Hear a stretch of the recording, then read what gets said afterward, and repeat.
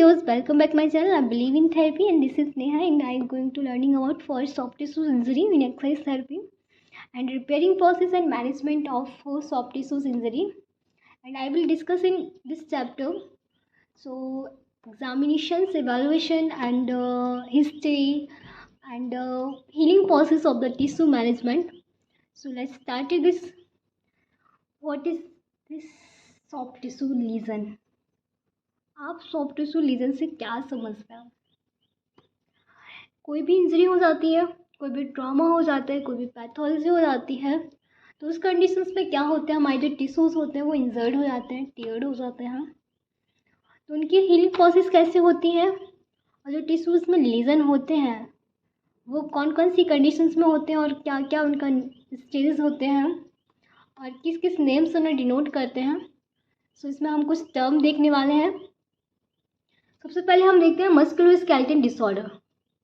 जो भी इंजरी, जो भी ट्रॉमा होता है हमारे मस्कुलोस्केलेटन, जो मसल्स और स्केलेटन दोनों को इफेक्ट करता है, तो मस्कुलोस्केलेटल डिसऑर्डर देखने वाले हैं. जैसे कि फर्स्ट हमारा जो नाम लिया था स्ट्रेन, बेसिकली बहुत ज़्यादा आपने सुना हुआ होगा. स्ट्रेन मीन्स क्या होता है, जो इन्फ्लामेशन हो जाता है हमारे मसल्स एंड टेंडन के बीच में, क्योंकि जो हमारी मसल्स होती है उनके इंसर्शन एरिया पे हमारी टेंडन प्रेजेंट होता है. टेंडन क्या करता है, उन्हें स्टेबिलिटी प्रोवाइड करता है कि जल्दी से जब भी हम मूवमेंट कर रहे हैं तो वो उनके जो फाइबर्स हैं वो टियर्ड ना हो, तो ये उसे प्रोटेक्ट करता है. जब हमारे टेंडन में इन्फ्लामेशन या मसल्स में इन्फ्लामेशन आ जाता है तो उसे हम बोलते हैं स्ट्रेन. आता कैसे है, ओवर स्ट्रेचिंग होने से या over use of soft tissues. बहुत ज़्यादा स्ट्रेचिंग कर रहे हैं, बहुत सॉफ्ट टिश्यूज़ का यूज़ कर रहे हैं, तो उस कंडीशन में इन्फ्लामेशन आता है. नेक्स्ट हमारा जो पॉइंट है sprain. It is very common term. Sprain में क्या होता है, जो हमारी टेंडन प्रेजेंट होते हैं, टेंडन होते हैं, कैप्सूल होते हैं, लिगामेंट होते हैं, मसल्स होते हैं, तो उनमें इन्फ्लामेशन हो जाता है मेनली हमारे लिगामेंट में. जब लिगामेंट में इन्फ्लामेशन हो जाता है तो उसे स्प्रेन बोलते हैं. तो उस इन्फ्लामेशन होता है क्या है, बहुत ज़्यादा स्ट्रेस होने की, ओवर यूज़ करने की वजह से, बहुत ज़्यादा मसल्स टीयर होने की वजह से, उस पर लोड ओवरलोड होने की वजह से, बहुत सारी रीजंस होते हैं, कंडीशंस होती हैं स्प्रेन होने में. स्प्रेन 3 टाइप से होता है. 1 second and third degree sprain. First, second and third degree sprain. First degree में क्या होता है, थोड़ा सा हमारे जो फाइबर्स होते हैं, लिगामेंट्स, वो टीयर होते हैं थोड़ा. सेकेंड में और ज़्यादा टीयर हो जाते हैं. थर्ड में क्या होता है, इवल्सन हो जाता है, मीन्स फाइबर टीयर हो जाते हैं और थोड़ा सा कहीं बोनी पीस भी उसके साथ टीयर हो जाता है. तो फर्स्ट में नॉर्मल पेन होता है, सेकेंड में बहुत सीवियर पेन होता है, थर्ड में पेन फील नहीं होता है. तो ये 3 टाइप से होते हैं लिगामेंट की जो इंजरी होती है, इन्फ्लामेशन होता है. एंड नेक्स्ट है डिसलोकेशन. डिसलोकेशन टर्म भी बहुत आपने पढ़ा हुआ होगा. इसमें क्या होता है, हमारी जो आर्टिकुलर सरफेस होती है दो बॉनी स्ट्रक्चर की, जैसे सपोज कर लेते हैं हमारा ह्यूमरस और स्कैपुला हो गया. जो ह्यूमरस का हेड होता है ग्लोमेरुलर कैविटी में आर्टिकुलेट होता है, तो वहाँ से वो डिस्प्लेस्ड हो जाती है उसकी आर्टिकुलेट सरफेस, तो उसे हम बोलते हैं डिसलोकेशन. एंड सबलक्षण में क्या होता है, सबलक्षण में होता है कि यही हमारी जो आर्टिकुलेट सरफेस है ये पार्शली वहाँ से डिसलोकेटेड हो जाए. डिसलोकेशन में फुली डिस्प्लेस्ड हो जाती है, बट सबलक्षण में क्या होता है, हमारी जो सरफेस है वो पार्शली डिसलोकेटेड हो जाती है. एंड टेंडिनोपैथी, नाम से ही पता चल रहा है टेंडन में कोई भी इंजरी होने की वजह से जो होता है उसे हम टेंडिनोपैथी बोलते हैं. Tendon injury by mechanical load. कोई भी मैकेनिकल लोड लेने की वजह से, स्ट्रेस लेने की वजह से, ओवर यूज़ करने की वजह से हमारी टेंडन में जो इंजरी हो जाती है उसे हम टेंडिनोपैथी बोलते हैं. नेक्स्ट हमारी टीनोसाइनोविटिस. टीनोसाइनोविटिस भी बहुत ज़्यादा इंपॉर्टेंट टर्म होती है, बहुत ज़्यादा यूज़ करते हैं हम इसका. ये क्वेश्चन जो होते हैं ये मेनली हमसे वाइवा में पूछे जाते हैं. इन टर्म का मीन्स क्या होता है. सो टीनोसाइनोवाइटिस, जहाँ पे भी आइटिस लगा हो मीन्स इन्फ्लामेशन, एंड टीनो है तो मीन्स कहाँ पे होगा, टीनोसाइन मीन्स साइनोबियल मेम्ब्रेन में, syno inflammation of synovial membrane is called tenosynovitis. And tendinitis means tendon में इन्फ्लामेशन. एंड टीनोवेजाइटिस मीन्स क्या होता है, जो हमारे टेंडन सीट होते हैं वहाँ पे इन्फ्लामेशन हो जाए, inflammation with thickening of tendon seat. तो ये इंपॉर्टेंट जनरल टर्म है. और है कुछ देखते हैं.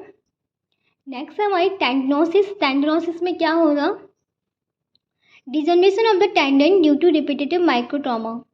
कोई रिपीटेटिव फंक्शंस करने की वजह से हमारा ट्रॉमा हो जाता है जिसमें डिजनरेशन हो जाता है टेंडन. तो इसे हम बोलते हैं टेंडनोसिस। नेक्स्ट है हमारा हीमोआर्थ्रोसिस। हीमोआर्थ्रोसिस में क्या होता है, हीम से मतलब blood and arthrosis means joint, bleeding into a joint usually due to severe trauma, joint में ब्लीडिंग होने लगती है। एंड गैंग्लियन, गैंग्लियन में क्या होता है, valuing of the wall of A joint capsule, हमारे ज्वाइंट कैप्सूल होते हैं वहाँ पे जिनकी वॉल होती है बैलूइंग मतलब सैलो सैलो होने लगती है, बैलून की फॉर्म में आ जाते हैं, इसे हम बोलते हैं ganglion. And next is bursitis. Bursitis means bursitis means itis means inflammation and bursa, तो inflammation of the bursa. And next is contusion. Contusion में क्या होता है, ब्रूशिंग हो जाती है, मीन्स कैपिलरी जो होती है हमारी रप्चर हो जाती है, पर वो स्किन के बाहर नहीं आते हैं, अंदर ही रहता है। तो brushing from direct blow capillary rupture is bleeding is called contusion. तो ये हमारी कुछ जनरल टर्म थी। आई होप आपको समझ आई होंगे, और ये आपको नाम जो है इन्हें हमेशा याद रखना है क्योंकि ये बार बार इनका यूज़ होता रहता है इन टर्म का। नेक्स्ट देखते हैं कुछ क्लिनिकल कंडीशंस होती हैं। क्लिनिकल कंडीशंस में हमारा डिस्फंक्शन। डिस्फंक्शन से आप क्या समझते हैं, जो हमारी बॉडी के जो नॉर्मल फंक्शन होते हैं, नॉर्मल एक्टिविटीज़ होती है वो प्रॉपर तरीके से नहीं हो पाती हैं। Loss of normal function of a tissues is called dysfunctions. And next is joint dysfunction. जो हमारे जॉइंट होता है, जॉइंट का वर्क जो होता है, मैकेनिकल वर्क होता है वो नहीं हो पाता, तो उसे हम बोलते हैं joint dysfunction, mechanical loss of joint. And next is contracture. Contracture में क्या होता है, कॉन्ट्रैक्चर डेवलप हो जाता है मेनली बर्न के पेशेंट में। Adaptive shortening of skin and fascia muscles of joint, हमारी जो स्किन होती है, फेसियास होते हैं, उनकी जो शॉर्टनिंग हो जाती है मसल्स से, कॉन्ट्रैक्चर डेवलप हो जाता है, तो इसलिए हम उन्हें क्या स्ट्रेचिंग कराने की कोशिश करते हैं, मोबिलाइजेशन देते हैं कि जो हमारी शॉर्टनिंग हुई है वो ना हो।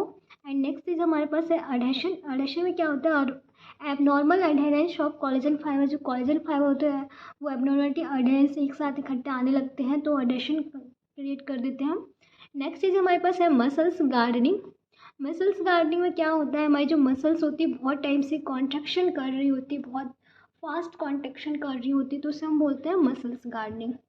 नेक्स्ट कुछ टर्म एक और है क्लिनिकल यूज़ में, intrinsic muscle spasm. Intrinsic muscle spasm में क्या होता है, prolong contraction of a muscle response to local circulatory and metabolic change. Means क्या बहुत टाइम से कॉन्ट्रैक्शन होता है हमारी मसल्स का, तो उसमें क्या होता है, कुछ हमारा जो लोकल सर्कुलेशन होता है, मेटाबॉलिक रेट होता है, वो चेंज हो जाता है कॉन्ट्रैक्शन होने की वजह से। And next is muscles weakness. Muscles weakness जैसे कि हम जानते हैं मसल्स जो हमारी होती है इसकी जो स्ट्रेंथ होती है वो कम हो जाती है, इससे वो मसल्स कॉन्टैक्ट नहीं कर पाती है fast. And next and last हमारा पॉइंट है severity of tissue injury. Severity में क्या होता है, ग्रेड 1 ग्रेड 2 ग्रेड 3 3 टाइप से होता है, वही mild pain and moderate pain and severe pain, इसका कंप्लीट टीयर। तो ये हमारी सीवियरिटी होती है। तो ये हमारी कुछ टर्म थी जिन्हें हम बहुत ज़्यादा यूज़ करते हैं सॉफ्ट टिश्यू जब इंजरी होती है। तो हमारे अब स्टेजेस आती हैं, एक्यूट स्टेज होता है, क्रोनिक स्टेज होता है, सब एक्यूट स्टेज होता है। तो उस स्टेज के बारे में हम पढ़ेंगे, उस स्टेज में क्या क्या होता है, कौन सा फेज़ आता है, वो सारा कुछ डिस्कस करेंगे। हमारे पास है स्टेज ऑफ टिश्यू हीलिंग। कैसे कौन कौन सी स्टेज होती है टिश्यू हीलिंग की, उसमें उसके क्या कैरेक्टरिस्टिक हैं, क्या साइन है, क्या इंटरवेंशन है। तो फर्स्ट जो स्टेज होती है हमारी वो एक्यूट स्टेज होती है, फिर उसके बाद हमारी सब एक्यूट स्टेज होती है, फिर लास्ट स्टेज क्रोनिक स्टेज होती है। तो एक्यूट स्टेज में क्या होता है, इन्फ्लामेशन होता है, जैसे कि आप जानते हैं एक्यूट स्टेज जो होती है वो कम दिनों की 2 to 3 दिन, मतलब जिस दिन से इंजरी हुई है उसके 2 या 3 डेज तक की होती है। एंड उसके बाद सब एक्यूट केसेस, सब एक्यूट स्टेज आती है। नेक्स्ट उसके बाद आती है क्रोनिक केस। तो एक्यूट केस में तो हमारा इन्फ्लामेशन होता है, सब एक्यूट केस में हमारा proliferation, repairing and healing process होने लगती है। एंड क्रोनिक स्टेज में क्या होता है, मैचुरेशन एंड रिमॉडलिंग होता है, जो भी टिश्यूज है इंजर्ड हुए हैं वो मैचुरेट एंड रिमॉडलिंग हो जाता है। और सब एक्यूट में प्रोलिफरेट होता है, रिपेयर होता है एंड हीलिंग प्रोसेस फास्ट में होती है।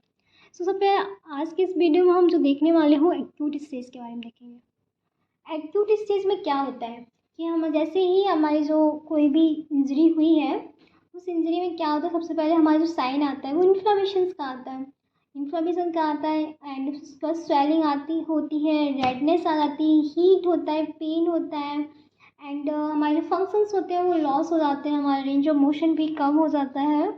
एंड उसके बाद हमारी जो पेनफुल कंडीशंस होती है, मसल्स होती है वो उनमें गार्डनिंग हो जाती है, प्रॉपर तरीके से हम फंक्शंस नहीं कर पाते, हमारी जो केमिकल स्टेट होते हैं, केमिकल नर्व एंडिंग होती है वो इरिटेट हो जाते हैं। एंड हमारे जो टिश्यूज़ होते हैं उनके जो टेंशन्स होता है इंक्रीज हो जाता है।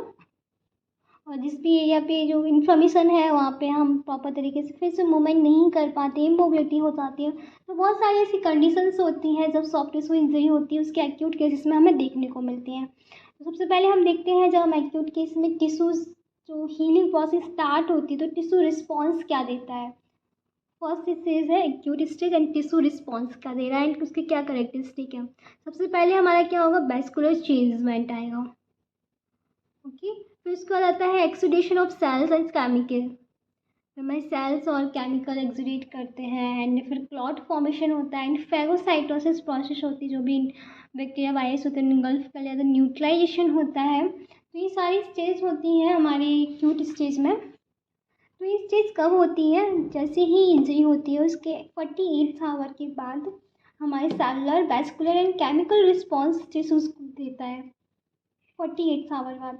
तो इसके बाद क्या होता है, ये एक्सुडेशन होता है सेल्स का, वहाँ पे ब्लड वेसल्स का फॉर्मेशन होता है, न्यू फॉर्म ब्लड वेसल्स आती हैं, क्लॉट फॉर्मेशन होता है एंड न्यूट्रलाइजेशन भी होता है। और हमारे जो केमिकल इरिटेंट प्रेजेंट होते हैं जैसे कि नॉक्सिस स्टिमुलाई हो गए, फैगोसाइटोसिस हो गए, डेड सेल्स प्रेजेंट होते हैं वो क्लीन करते हैं फैगोसाइटोसिस के एंड हमारे अर्ली फाइब्रोब्लास्टिक एक्टिविटीज़ हो गई, न्यू कैपिलरी फॉर्मेशन हो जाता है और हमारे फिजियोलॉजिकल चेंजेस देखने को मिलते हैं। तो हीलिंग प्रोसेस होती है वो स्टार्ट हो जाती है, रिपेयरमेंट होने लगता है, वो हमारी एक्यूट स्टेज में जो टिश्यू रिस्पॉन्स देता है। वैस्कुलर चेंजेस हो गया, एक्सप्रेशन हो गया, क्लॉट फॉर्मेशन हो गया, फैगोसाइटोसिस हो गया, न्यूट्रलाइजेशन हो गया। अब इसी में कुछ साइंस देते हैं, क्या क्या क्लिनिकल साइन होते हैं एक्यूट केस में। जैसे कि हमारे पास है एक inflammation and pain before tissue resistance. Inflammation और पेन दो ही साइन मिलते हैं हमें एक्यूट केस में। जब ये साइन, उसके बाद हमें मैनेजमेंट कैसे करना है, जब हमारी टिश्यूज इंजरी होती है एक्यूट केस चल रहा है तो हम उसे कैसे मैनेजमेंट करेंगे। तो मैनेजमेंट करने के लिए हमारी मतलब थोड़ा सा गाइडलाइंस होती हैं, इसमें क्या होता है हमें मैक्सिमम बहुत ज़्यादा प्रोटेक्शन देने की ज़रूरत होती है, मैक्सिमम प्रोटेक्शन देते हैं हम पेशेंट को। सो मैक्सिमम प्रोटेक्शन देने की ज़रूरत होती है इसमें मुझे, क्योंकि जो थेरेपिस्ट होते हैं उनका मेन रोल होता है प्रोटेक्शन देना एंड कंट्रोल करना जो भी इन्फ्लेमेशन के इफ़ेक्ट हैं उन्हें, और फैसिलिटेट करना है हमें जो भी वुंड हीलिंग है उसके प्रोसेस को, और क्या है जो फंक्शंस हो रहे हैं उन्हें सबसे फिर से नॉर्मल करना है, मेंटेन करना है। तो इसमें बहुत ज़्यादा रोल होता है थेरेपिस्ट का मैक्सिमम प्रोटेक्ट देने के लिए। तो फर्स्ट पॉइंट जो आता है हमारे पास आता है कि हमें पेशेंट है जो उसे फिजिकल थेरेपी देनी है। फिजिकल थेरेपी में से कोई हो गया राइस, हो गया rest, ice and compression and elevation. Rest देना है पेशेंट को, हम आइस का यूज़ कर सकते हैं, कंप्रेशन दे सकते हैं, एलिवेशन दे सकते हैं एंड एलिवेट कर सकते हैं उसके जहाँ भी जैसे लोकल एरिया पे इंजरी हुई है। नेक्स्ट होता है हमारे प्रिवेंट डिलीटेरियस इफेक्ट, क्या क्या प्रिवेंट करना है मीन्स जो भी इफेक्ट है उसे, और हमारी जो रेंज ऑफ मोशन है, मसाज कर सकते हैं, नॉन डिस्ट्रक्टिव मूवमेंट है, तो उन्हें सारे कुछ कंट्रोल करना है। तो हम ये डिटेल में अभी देखने वाले हैं। सो डिटेल में देखेंगे मैनेजमेंट हम एक्यूट केसेस का। सो मैनेजमेंट कैसे होता है, जो मैक्सिमम प्रोटेक्शन वाला। तो हमें सबसे पहले जो हमारा थेरेपिस्ट है उसे सारी चीज़ें चेक करना है, और जो भी फंक्शंस हैं, जो भी इफेक्ट है उन्हें कंट्रोल करना है, हीलिंग प्रोसेस को फैसिलिटेट करना है, मेंटेन करना है इसकी नॉर्मल एक्टिविटीज़ को। उसके बाद जो टिश्यू रिस्पॉन्स देता है, क्या टिश्यू रिस्पॉन्स देता है कि इन्फ्लेमेशन हो गया, एंड जैसे कि मैं आपको बता चुकी हूँ during 48 hour and early fibroblastic activities होती है, सेलुलर वैस्कुलर केमिकल चेंजेस देखने को मिलते हैं। सो मैक्सिमम रिप्रोडक्शन में क्या होता है, फर्स्ट पॉइंट हमारा आता है पेशेंट एजुकेशन। सबसे पहले आपको क्या करना है, पेशेंट को एजुकेट करना है, पेशेंट को सारी चीज़ को एक्सप्लेन करना है आपको कि उसके क्या सिम्टम है, क्या इसका ड्यूरेशन टाइम लगेगा, 46 डेज लगेगी, क्या इसकी स्टेजेस है, क्या प्रिकॉशन रखने चाहिए, क्या कॉन्ट्रा इंडिकेशन है, और इस स्टेज में कैसे हीलिंग प्रोसेस होगा, सारा कुछ पेशेंट को आपको एक्सप्लेन करना है। तो इसे हम बोलते हैं पेशेंट एजुकेशन। नेक्स्ट हमारे पास आता है protection of the injured tissues. हम प्रोटेक्शन कैसे करना है इंजर्ड टिश्यू का, जो हमें मस्कुलोस्केलेटल पेन होता है इस कंडीशंस में, तो हमें हीलिंग प्रोसेस को प्रमोट करना है एंड जो भी अफेक्ट हुआ है पार्ट जहाँ पे इन्फ्लेमेशन है उस एरिया को हमें प्रोटेक्शन देने के लिए क्या करेंगे, 24 टू 48 आवर्स में ये स्टार्ट करते हैं। तो उसमें हम यही राइस का यूज़ करते हैं, रेस्ट करेंगे, टेप का यूज़ कर सकते हैं, कास्ट का यूज़ कर सकते हैं, कोल्ड का यूज़ करेंगे, कंप्रेशन का यूज़ करेंगे, एलिवेशन का यूज़ करेंगे। तो इनमें सारी कुछ क्या है, ये प्रोटेक्टिव मैकेनिज्म होते हैं एंड जो भी सीवियरिटी इंजरी हुई है फिर उसके बाद हम ग्रेड भी देख लेंगे, ग्रेड में ऑसिलेशन कर देते, जो मोबिलाइजेशन में ग्रेड पड़ी थी उनका भी हम यूज़ कर सकते हैं यहाँ पे। और जो कुछ प्रोटेक्शन के लिए हम असिस्टिव डिवाइस का यूज़ कर सकते हैं, non weight bearing device use कर सकते हैं पार्शियली या फुली। सो ये सारी चीज़ें हम यूज़ करते हैं प्रोटेक्ट करने के लिए इंजर्ड टिश्यूज़ को। एंड नेक्स्ट हमारे पास आता है prevention of adverse effect of immobility.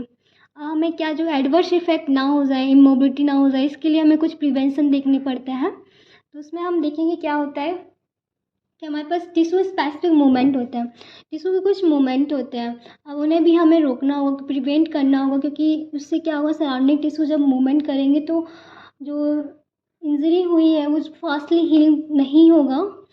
सो हमें क्या करना होता है, जो एबनॉर्मल अडहेरेंस डेवलप हो जाते हैं, फिब्रिल डेवलप हो जाते हैं हमारे टिश्यूज़ के चारों एरिया, सराउंडिंग एरिया में, तो हमें उन्हें अवॉइड करना, डिसरप्ट करना है। तो ये हमारे मूवमेंट टिश्यूज़ करेंगे। एंड नेक्स्ट देखते हैं हम, जो इसमें आता है कि हमारा intensity of movement. Intensity of movement में क्या होता है, जो डोजेस होते हैं मूवमेंट के, पेनफुल कंडीशंस होती है, जो इंजरी हुई है, जिसमें हम पैसिव मूवमेंट करा के पेशेंट को कंटिन्यूस पैसिव मूवमेंट कराएंगे, और जो पेशेंट कर सके उतना हम यदि एक्टिवली पेशेंट मूवमेंट कर रहा है तो कर सकता है, नहीं तो हम लोग पैसिवली मूवमेंट कराने का पूरा ट्राई करेंगे, क्योंकि इससे क्या होगा, जब ये मूवमेंट करेगा पेशेंट तो थोड़ा सा टिश्यूज हमारे मूव करेंगे, तो हमारी जो ब्लड सप्लाई थोड़ा सा फास्ट होगी, न्यूट्रिएंट सप्लाई अच्छी होगी, तो वहाँ पे हीलिंग प्रोसेस भी फास्ट हो जाएगी।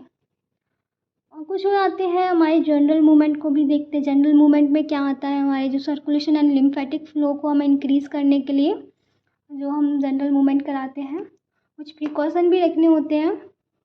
यदि बहुत ज़्यादा पेन हो रहा है, बहुत ज़्यादा इन्फ्लामेशंस हो रहा है, तो आपको ज़्यादा एक्सरसाइज नहीं करानी है, आपको मूवमेंट नहीं करानी है पेशेंट को।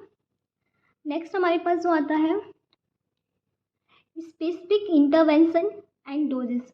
अब स्पेसिफिक इंटरवेंशन एंड डोजेस में क्या होता है, हमारे जो कुछ ऐसे हम डोज देते हैं, जैसे कि हमारा हो गया mobilization, passive range of motion हो गया।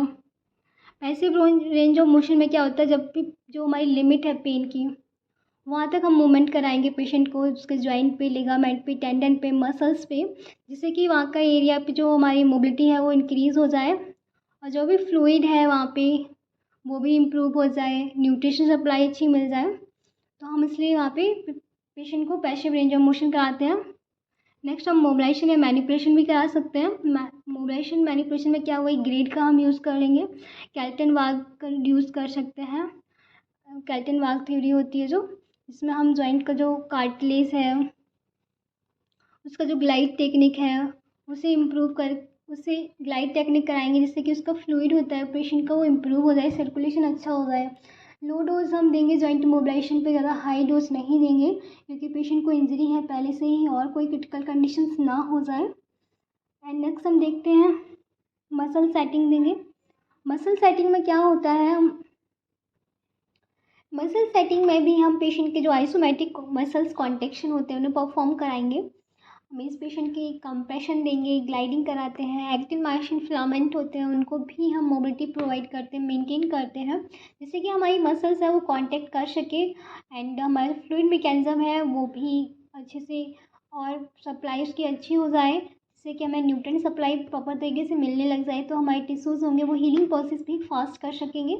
एंड नेक्स्ट चीज़ हमारे पास है मसाज थ्योरी का जो हम यूज़ करते हैं फ्लूइड को मूविंग करने के लिए, एंड इसमें हम जो अडहेशन डेवलप हो जाता है उसे प्रिवेंट करने के लिए, लीजन कोई भी हो जाते हैं तो उसे हम लीजन को प्रॉपर तरीके से मेंटेन करने के लिए, मोबिलिटी को मेंटेन करने के लिए, जो हमारे लीजन है ट्रीट करने के लिए, उसे जो भी रफ सरफेस है उन्हें मेंटेन करने के लिए हम मसाज का यूज़ करते हैं। इसमें हमारा lymphatic drainage, circulation, respiratory system, सारे फ्लूइड जो भी इंक्रीज़ हो जाता है, जिससे कि फास्ट हमारी रिकवरी प्रोसेस हो सकेगी।